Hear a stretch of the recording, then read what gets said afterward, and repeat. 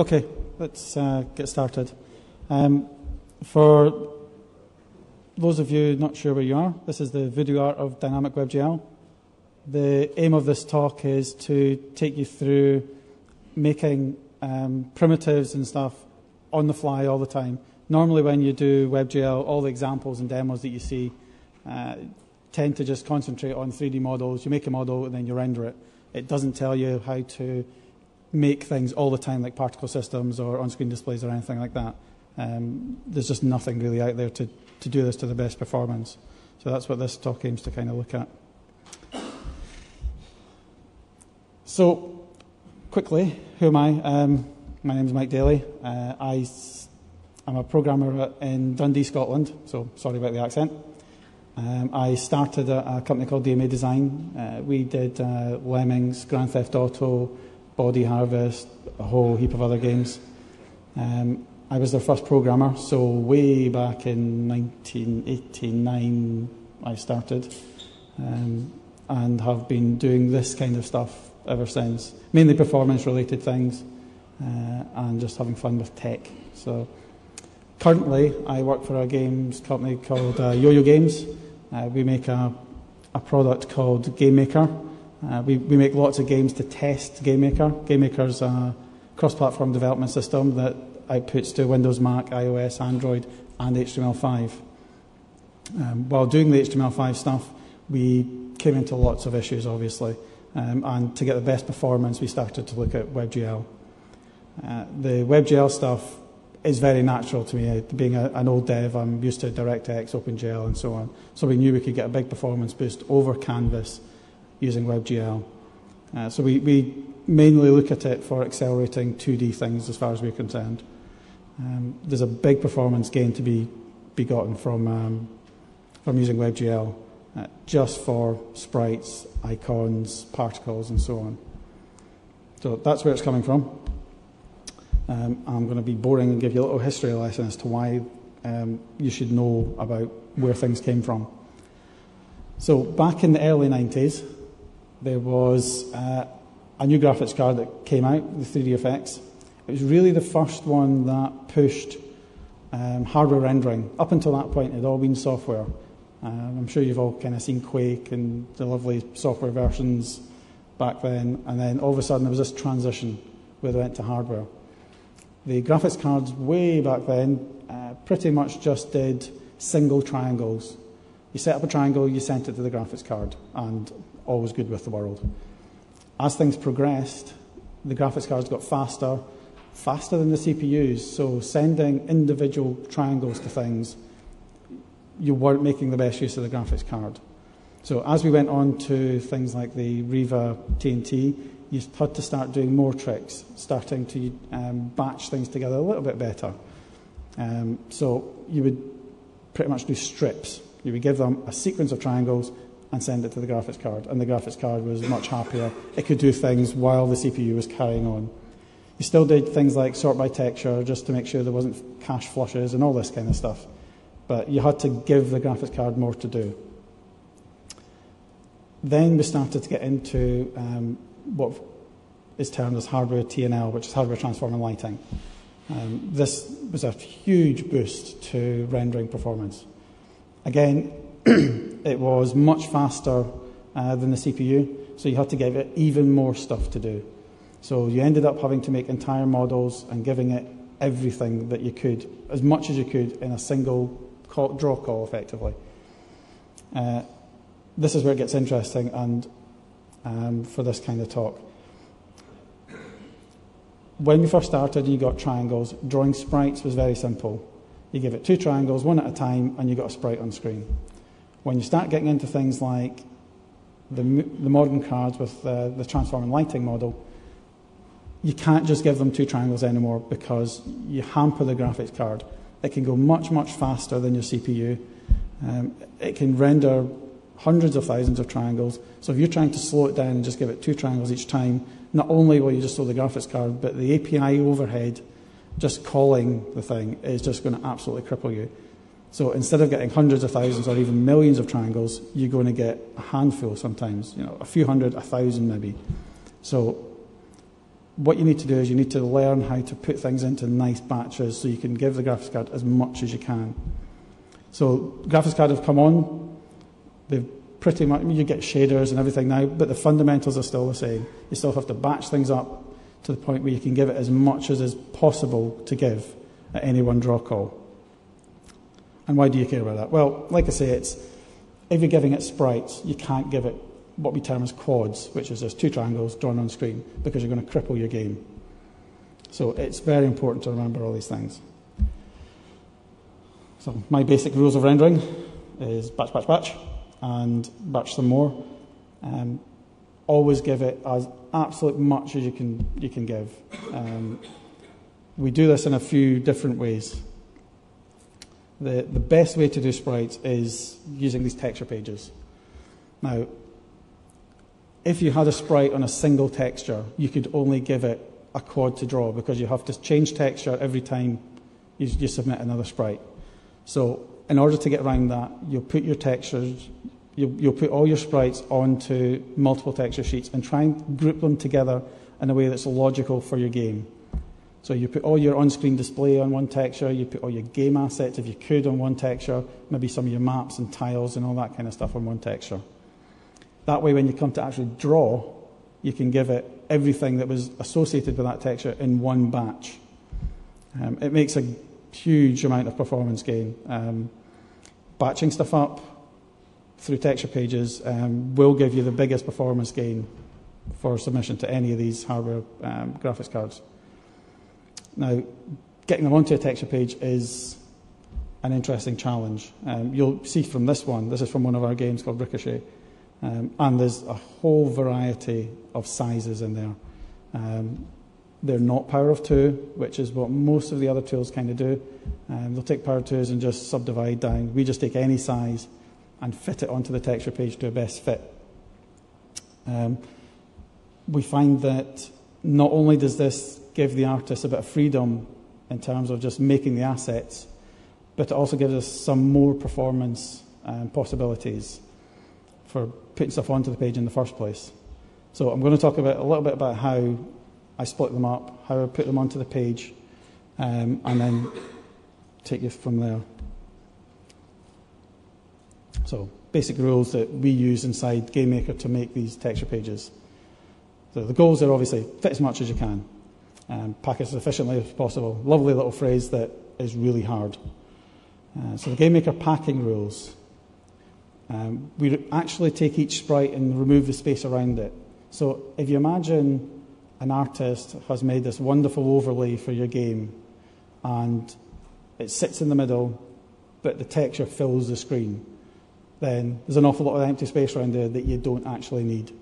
Even when doing things like logos or something, there just might be a few pixels around the edge that when they're drawing it, they've just left in because it would be really hard for them to clip out, although that's just the way they draw.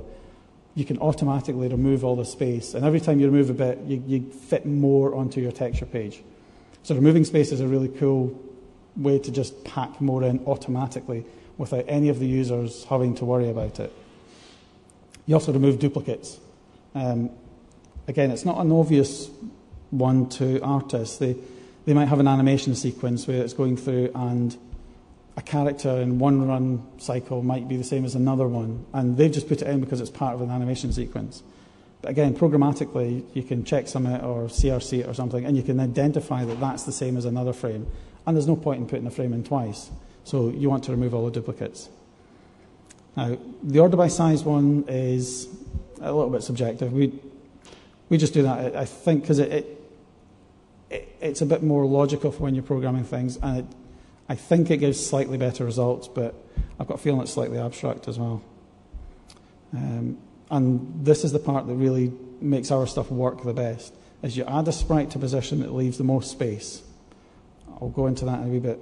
But that's the key one that lets us pack all these arbitrary sizes without any real difficulty.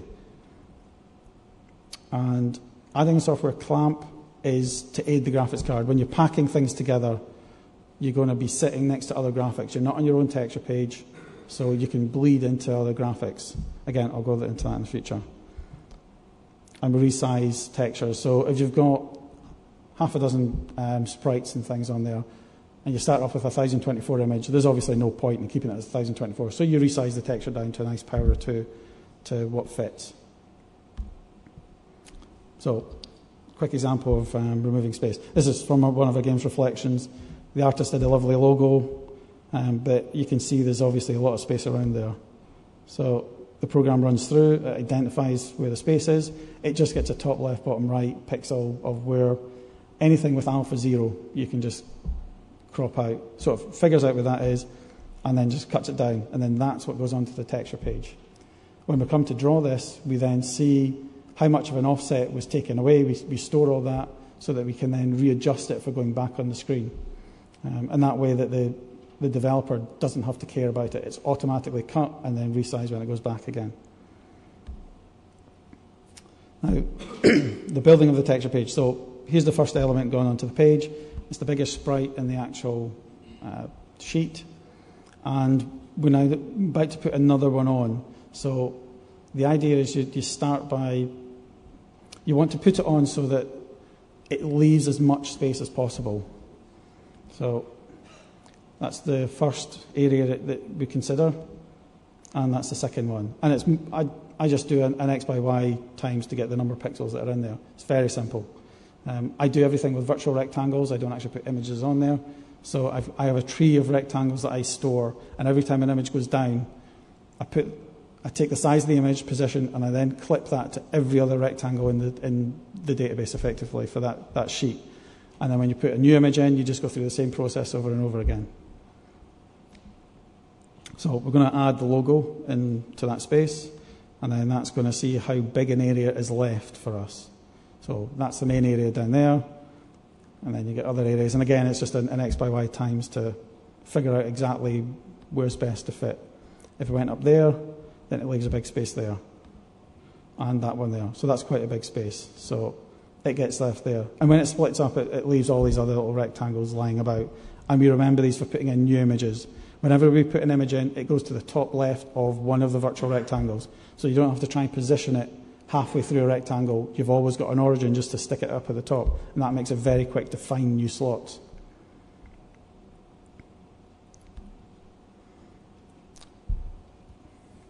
So the software clamping's interesting. I had a discussion with some of our developers about this. They were having issues with scaling tiles in real time. They kept getting cracks and things.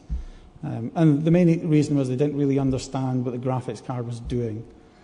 So whenever you put a graphic onto the screen, you tend to have your UV coordinates of 0 to 1, and that's fine. When you're on a texture page, your sub-texture coordinates are obviously very close to something else. So the one on the left here, you could have another sprite sitting right next to it. And although your texture coordinates would fit 1 to 1 when it's not scaled, as soon as the texture starts to scale down on screen, you get errors where the graphics card starts to pick up, rounding errors basically, in its math, where it starts to pick up pixels that you don't want it to pick up from the tiles surrounding it. But it's an easy fix to do. All you have to do is, for clamping, you take the top row and you ramp it up, bottom, left and right. So you effectively simulate what the hardware does when you switch on the hardware clamp mode. And you just put these pixels in with the image in the texture page. So for every image you're putting in, you put this border around it of the edges smeared effectively. And that helps with the scaling issues. So when a graphics card gets an error and it overflows, it's effectively getting the same last pixel that you want anyway. And again, it's very simple. It's an automatic process. You pick the graphic up and you just replicate the edges of it as many times as you want.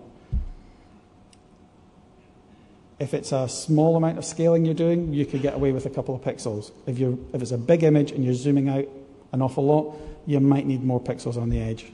But it's automatic. You can adjust that if you needed to. Now that's fine for just scaling, but if you're actually using it to tile, then again you have to do a slightly different way because you're not doing a clamp anymore. You're trying to simulate texture wrapping. When it's a single texture and the graphics card gets an error and goes over, it will actually go over past the end of the texture and back round to the start again and start reading from the other side. So you have to simulate that. So instead of smearing the edge of the texture, You're going to take one side and stick it to the other side, effectively. Same for top and bottom. And again, this means you could place images and repeat them across the way. And when you start to shrink in and out, you'll get no gaps and no overflows in them. And it's an automatic process again. It's very, very simple. So, interesting bit now. So now that you've got your texture page, you're in a position to basically submit as much as you can as is possible. Up until that point, you would have had every sprite on its own texture, meaning that when you came to draw, you'd have to submit 2 triangles, change texture, submit 2 triangles, change texture. Now that they're on texture pages and split up into nice groupings of the on-screen display and the sprites, you could now submit lots of triangles at once because the texture isn't going to change. So when you come to actually do your primitive building, again, you've got general rules. Some of them really stupid and obvious. Obviously, they've got to be as fast as possible. I tend to put that down because people assume it. And when you look at other people's code, they don't always do that. But it's the whole design philosophy for something has to keep that foremost in its mind. And that's what this kind of talk's all about. It's having to think slightly differently to maintain that goal. You can't just do it dumbly the way you've seen in samples and then go, well, that's the fastest it could possibly go because that's all I can do. So you have to kind of think a little bit out the box a bit. Keeping the number of state changes down. Every time you change something, change your texture, change your blend mode, you have to stop the batch and start another one. So you stop the batch, change your blend, change your texture, start submitting something else. And again, that breaks the batch. You think back to the little history lesson, graphics cards can now draw millions of triangles every frame.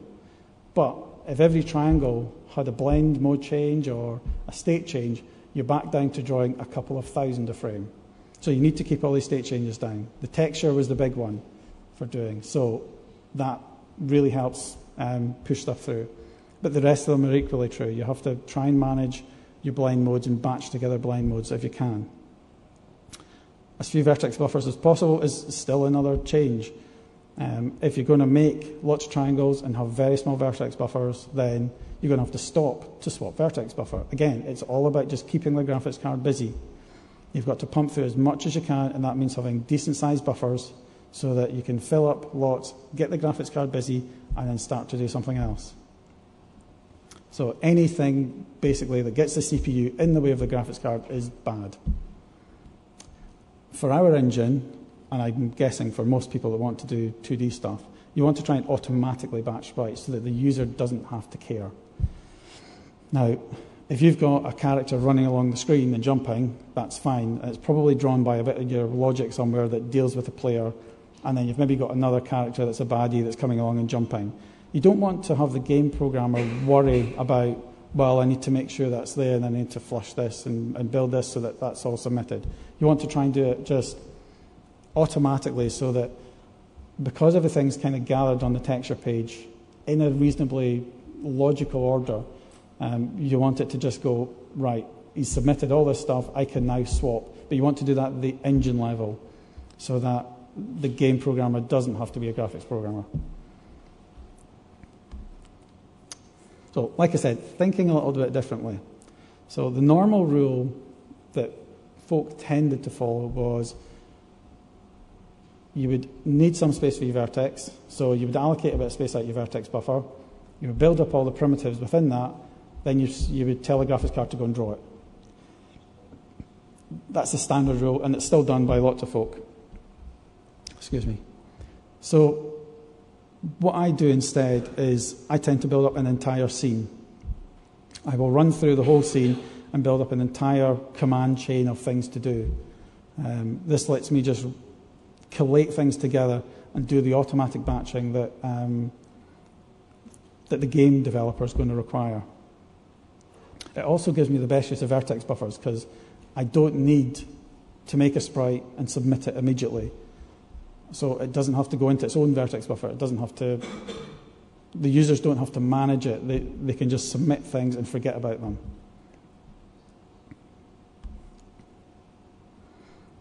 So the basic rules I follow for this is I allocate the vertex space, but the slight difference is that the vertex allocation thing is the part that checks whether it has to flush or not. So the allocation of the vertex space takes the type of primitive it's going to be, because that's a breaking change, going between strips and fans and anything like that. You'd have to submit the last batch and start again. The texture that it's on, if it's the game assets or the on-screen display or anything like that, again, that's a breaking change. You'd have to submit. And whether the current buffer is obviously full. So if that's true, then the allocator will submit the batch for you. And I also kind of speed up the allocation just by remembering what the current stuff is. So I can just very quickly check. And if all conditions are met, I can just return the current buffer that's in use. And once that space is allocated, I can just return the point that it's being allocated to, and the primitives can just directly add the vertices into the buffer without having any end call to do submit. So they just allocate stuff, fill the buffer in, then forget about it. It makes for a slightly odd looking bit of code, but it's incredibly efficient. So there's the general format that a games programmer would do. You would just allocate the space, fill in the details, and then move the texture space on. Now, the other good thing about this is you could allocate enough space for drawing text. Now, text's always annoying because it's got spaces, and you don't actually want to draw spaces. You might not even have a space in your character set. So you would normally take the length of a string, say it's 12, and then there'd be 3 or 4 spaces in there, so you're left with these vertices off the end that you've got to kind of put back into the pool. Because you're allocating the space at the start and you're not actually submitting, it's very easy to roll back how much you allocated at the end. So you can allocate 12 characters worth, and then at the end you go, oh, I've only used 10. Okay, we won't add on 12 then, we'll add on 10. And it all just works out. So it makes it really easy to do annoying parts and put back into the system that you decide you don't actually need.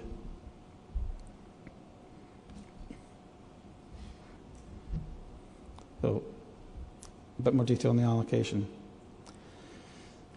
So when you come in, as you saw in the last one, it provides the allocator with the vertex primitive that it's going to use, the texture that it's actually going to submit with, and the number of vertices that it's going to do. Now, every time you allocate, we keep the buffer that it's allocated, because chances are there's going to be more space in there. So why keep looping through all your vertex buffers to find it? So we just check to see if all conditions are matched. And if they are, you just return that buffer immediately. That makes allocation, as a general rule, very quick. It comes in, it checks those, and just returns the buffer. It's very simple. If one of those doesn't match, or if the buffer doesn't have space, then you can kind of fall through. If it doesn't match, then you're going to have to flush the buffer out. Now, what that means is that we build up a command chain. Now, a command chain is just a list of commands that directly correlate to what you're actually doing at that time. So if we flush the buffer, then a command to draw the last set of primitives goes in, then another command to say, now set the next vertex buffer, and so on. I'll go into this in a little bit. But again, it's very simple. It just records every single step that you do. And then once you've flushed the command chain, you can pick a new vertex buffer and just return that instead. We just look through. I just got a list, and I just look through them, finding one with enough space.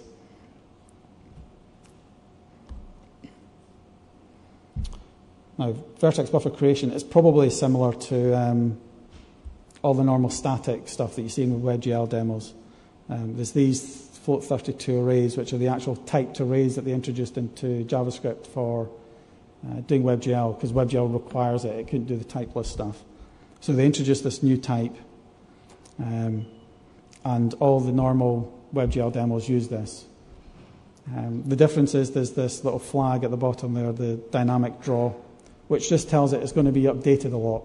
This puts it in a slightly different bit of memory, and it gives it faster write access.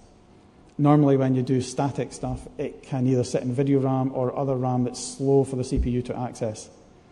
So by sticking it in the dynamic area, the CPU can update it very quickly. It's slightly slower to draw, but the update mechanism is much better. So like I say, this is pretty standard in terms of the allocation. It just makes the arrays, The arrays at the top are mirrors of what goes into the vertex buffer. You can't modify the vertex buffers directly in JavaScript, so you have to have these mirrors.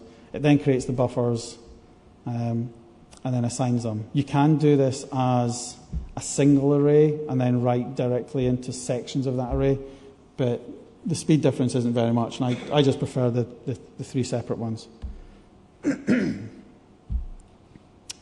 So recording the scene. You can see from there every command is recorded and it's just whatever the command you would normally send to GL would be. So if you've got a draw line, draw strip, draw triangle, set texture, set blend mode, there's just a corresponding command in our command chain. That way when we come to look through it, we're literally just running through it, and it's a one-for-one correspondence to the command to what it's going to do. It's a very simple loop. We just use a normal array, push the stuff on the end of it. So it's really simple to build up. We do copy matrices over. So we've got a matrix stack, excuse me, and we copy the matrix into the array. JavaScript arrays are really cool for looking at because you can keep the different types. It recognizes them all, so you can see the different, one's a command and then one's a matrix object and so on like that. So they're really cool to actually debug. But once you've got an entire scene built up, you will start off with, it'll set the projection matrix, it'll set the view matrix, it'll set the text you're about to draw, the vertex buffer, and then it'll go and submit. So, like I say, when you flush on a breaking change, when you do a flush, it's going to say, okay, it was using this texture, it wasn't the same as the last texture, so we need to insert a texture command. It'll call a function like this, where it just checks, returns, otherwise it makes a new texture command. Now I put a bit of text in there just so I can debug it a little bit easier. When you actually open up the JavaScript array, you can see all the text of what the commands do, and it's really easy to step through then. And it just records. The other good thing about doing the delay on things is that as you add stuff to the buffer, you can do these checks to say, well, the last texture was the same one I'm using. I don't need to keep setting this. Because every time you do a state set, whether it's been set or not to the same thing, there will be a performance hit. So we can do a very noddy check just to make sure that everything's different before we actually submit it. And then, as I said, the execution of it is very simple. It's just a lot of case statements with the different commands in it. So you've built up this big list of how your scene's ordered. You get the length of it, and you just run through them all. And you've got a one-to-one correspondence of the command that you're going to do to what it's actually going to do in WebGL. So this one just sets the texture. There's obviously other case statements you would have underneath to submit primitives, to set viewports, anything like that. It's very straightforward.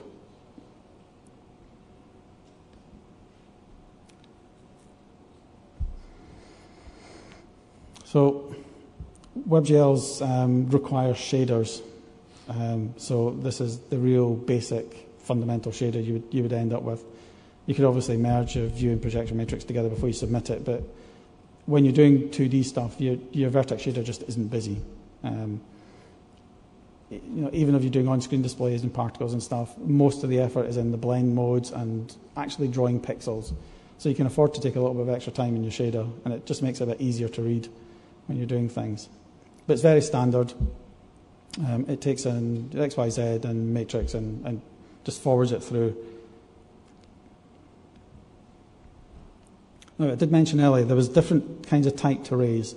I was only using the floating point one and the int32. The floating point one was for the X, Y, Z, and then the UV coordinates, and then the int32 was for the color. But you can, if you know your data better, then you can pick better types. So we know that we're not doing, for our games, it's 2D engine, we know that we're not really going to need the depth on it because it's a 2D engine. We don't need this Z depth value. We know that it's 2D, so we know that the coordinate range isn't really going to be very large. We could do a 0 to 1, or we could have something much smaller. We could define it down to a short, because it's never going to be bigger than 16,000. I haven't seen displays that big so far. So we can decide to try and shuffle these down just to make best use of our bandwidth across the bus. As you put more and more primitives through the graphics card, if you're managing to batch everything up and send it across, then the amount of data traveling across the bus is, again, a bottleneck. So you need to try and minimize what goes across. It doesn't go across for free. So if you could half your data, then you could probably submit twice as much. And if it's nothing to do with fill rate, then getting this throughput up really does count. So knowing what we do with our code, we're able to literally half the size of it. We don't need a Z. We don't need that. So we can just do the X and Ys. We know that our coordinates aren't going to be that big. So again, we can just use an int16 array for the X and Ys. The UVs as well, our textures are, well, you might do up to 8K texture pages. That'd be quite large, but it's still, you don't need a floating point number for that. The other thing is I prefer to see the pixel it's coming from. So if I was submitting a sprite from the texture page, I'd quite like to know that it's at 256 by 128 rather than 0.3276, whatever. It's much easier to see when you're looking at your image that this is the sprite it's trying to draw because you've got an actual pixel coordinate. And like I said, your shader's not doing very much, so you can afford to do this 1/over operation inside the shader. The offshoot of that as well is we can get it down to a short value as well. So we can fit the whole UV coordinate into one float space rather than the two floats, getting the size down again. The color we just pass through is normal. In theory, you could have another texture that's got a color palette you pick from. So you could do that as an 8. I suspect it would have to pad out to a 4-byte alignment, but I'm not sure. So the creation code is at the bottom that we do, and you just specify the size in there, so it's a GL short. So instead of all the floats, we just specify short, and int32, and that just gets our shader right down. We got a 20 to 30% boost in performance just by reducing the shader, because there wasn't nearly as much going across the bus.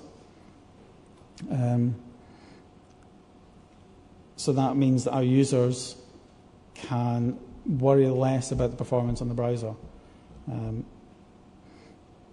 It's interesting to have comparisons with how much is too much. Now, if you're doing a 2D game, you would think you would only need a few thousand sprites. If you start doing particles, you need maybe 10 or 20,000 sprites. So at some point you go, well, you didn't need to make that performance. And for an individual engine, that's fine. But when you're doing an engine like ours that we just put into the hands of an end user, you want to try and give as much space as possible so that when they come to make their game, they're not going to really hit the limits unless they do something silly. So getting this extra performance means a lot. It means that you could push a few more particles through, you could push a few more sprites through without them having to be overly concerned about any of it.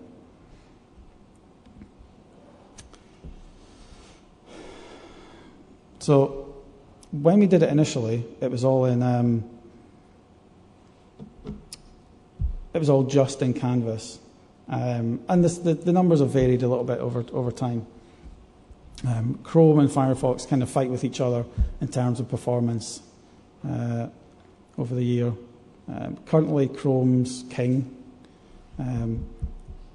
but even then, the performance of just doing raw Canvas over WebGL, it's not comparisons. The WebGL stuff just completely trounces it. We had 7,000 objects in Canvas, and we got up to 110,000. Now, I don't know any game that needs 110,000 sprites or tiles or anything in a 2D game. But again, it's that buffer that means that people can concentrate on making the game rather than having to concentrate on doing tech all the time. Firefox was a little bit behind. It was 80,000 up from 6,000. These are results a little bit old, but they're still about what they're doing. The Opera 12, I think, has improved this. This was back before they released the new one. But again, it was about the same for Canvas, but it got a big support as well. And IE9 just is IE9. So, yeah. I don't know what Microsoft are going to do. They're going to have to do something because they're going to fall so far behind. I'm guessing at some point they'll come out with a DirectX equivalent just to be annoying. But at the moment, even the Canvas support, they were in the lead, but the Canvas support just isn't there either. I mean, it's half the Firefox and Opera stuff. The only way to get around it just now is actually to use that Chrome plugin that means you're not actually using IE at all, but the users feel all happy and rosy about it. So, so when we were doing this, the throughput of it meant that we could get huge numbers through at 60 frames a second, which was great. The problem is that when you're doing normal 3D games in WebGL, you tend to build the model at creation time, and then you just submit it. You point to it and go, draw that, draw that, draw that. This means there's very little in the way of new things being created all the time. When you come to do dynamic stuff, you're refilling buffers all the time, and you're pumping this into the vertex buffers, and that means there's an awful lot of garbage collection has to go on. So every now and again, Chrome seems to garbage collect badly and just slows the whole thing down for a few seconds. So at one point, it was about every 20 seconds, we'd have 5 seconds of half speed because it was slowing down. They have just released a new one. I'm not sure if they fixed it in that, but it's a real issue. I do always maintain that end users of casual games can't tell the difference between 60 and 30. Hardcore gamers can tell, developers can tell, but it depends on your market. If you're going for a normal mainstream market for casual gamers, stick it at 30. It means you'll get twice as much through, and they won't care. And you won't hit these kind of issues. The Firefox situation has improved when this was done. The Canvas was actually at one point very unreliable and was crashing all over the place, and the WebGL was really stable. Firefox did have up their game since then, and it's much better. So that one's not quite as a concern, but it still has some issues where it just falls over for some reason. And again, I think they're not used to having things pumped through very quickly and being recreated all the time. They're not really set up to do the dynamic stuff. They more want people just to make a model and just submit it all the time. Opera 12 still has an issue. Even with the release they have, it doesn't seem to get the WebGL for every WebGL game out there. Their initialization's a bit different. So we're still looking into that one for us. Safari on PC, it's just not there. They just don't seem to like PC at all, and you still have to enable it on Mac. You've got to go into the dev menu, enable the dev menu, and then switch it on, and end users just aren't doing that just now. It will come, I guess, but Safari don't update that often on the other platforms. And again, IE has nothing. It's just... My main issue with IE is they just seem to forget about it. They've got the IE 10 with the Windows 8, obviously, but the current install base for HTML5 capable browsers, it was over 90% for Chrome and Firefox. So if you're aiming for HTML5 stuff, then IE is just not a factor. It's such a small percentage of actual end users that if you want to support them, use the Chrome plugin. Otherwise, until they get their act together, it's not worth it. Now, Microsoft are going to be forcibly updating everybody to IE9, so there will be more users that get it. But you're going to have to do an auto-detect and cut down, basically, if you want to have big fancy effects on things, because it's just not capable at the moment. And that's it. So I'll take some questions. I don't know if they're getting a mic or not.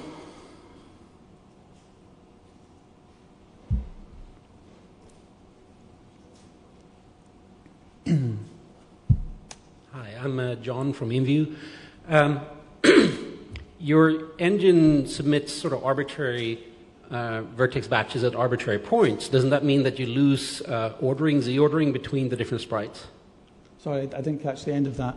So if you submit different vertex buffers at Yes. sort of arbitrary points when they fill up, basically, doesn't that mean that the ordering, the z-ordering between the sprites changes? No. So the question is whether the ordering changes when we submit the different batches. Because our engine's 2D, then when you build up the sprites, they basically add vertices to the end of the buffer all the time. So every new sprite that comes in that you would normally draw on top of another sprite, it's just like that in the buffer. It's in order in the buffer. And that means when we draw them, they come out in order as you drew them. Nothing changes in the order. So you only use one vertex buffer and you just recycle that? You can use another one, but again, the order of the buffers changes in line with the order of submission. So if your buffer could only hold 100 sprites and you were drawing 300, then you would have something at the start saying set vertex buffer, it would draw 100. Then you would have saying set the other vertex buffer, it would draw another 100. And again, it would just all be in order again. I see. So switching buffer means flushing the previous one? Yes. Okay. Again, it's a breaking change. It would do that.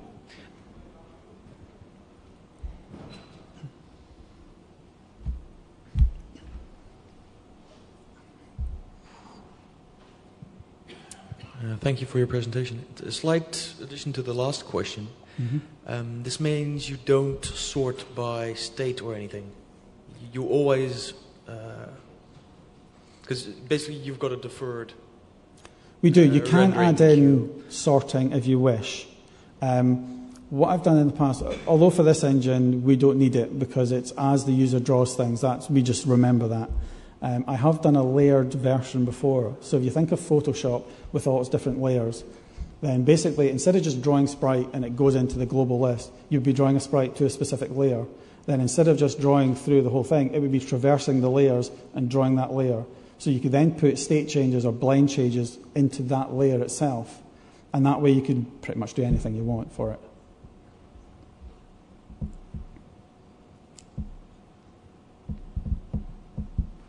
And I think we're done. Thank you very much. I believe you have to fill in some questionnaire or evaluation thing, or they'll kill me. So thank you for your time.